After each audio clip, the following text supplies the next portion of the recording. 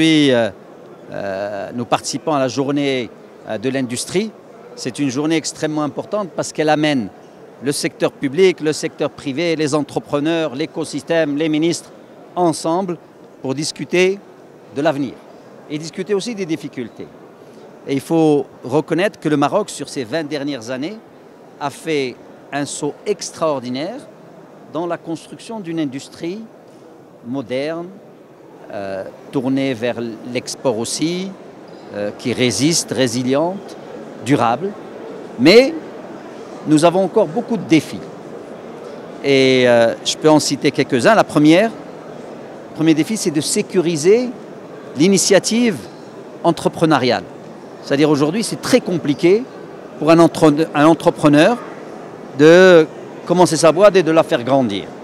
Donc il y a beaucoup de barrières administratives qu'il faut enlever. Nous, on a dit il faut supprimer toutes les autorisations, les remplacer par des cahiers de charges, d'accord, à part bien sûr dans les secteurs vitaux importants. Deuxième des choses, il faut que l'entreprise devienne plus compétitive et donc il faut qu'il y ait un choc de compétitivité. Il faut que les prix de l'énergie baissent, il faut que les prix du foncier baissent, il faut que la formation soit confiée et au public et au privé, aux professionnels, qui comprennent mieux de quel profil ils ont besoin. Le troisième défi, qui me semble aussi fondamental, c'est un défi autour de l'innovation.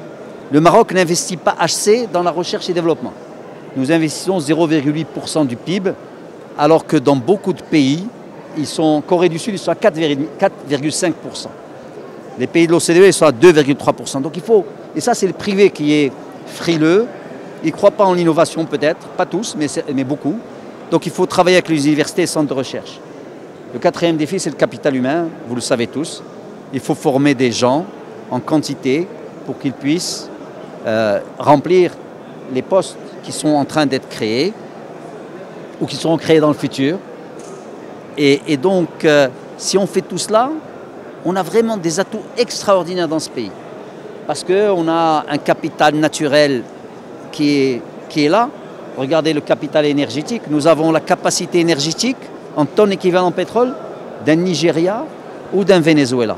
Il y a le capital agricole et forestier, il y a l'économie bleue, tout le capital maritime.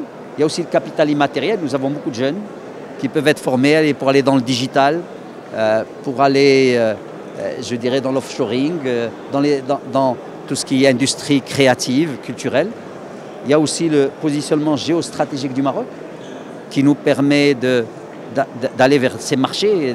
Nous pouvons être dans l'espace stratégique européen, donc pour tout ce qui est mobilité durable, tout ce qui est automobile, aéronautique, le biomédical par exemple, l'électronique.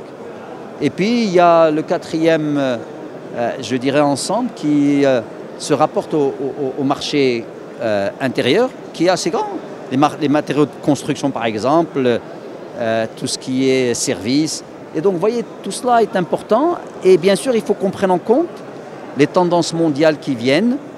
D'abord la montée en gamme, il faut qu'on arrive à faire des produits de plus en plus complexes pour qu'on se situe en haut des chaînes de valeur. Il faut s'intégrer aux chaînes de valeur, il faut décarboner l'industrie. Donc tout cela, si on le fait, si on a confiance entre nous, en nous, dans l'avenir, je pense qu'on peut réussir.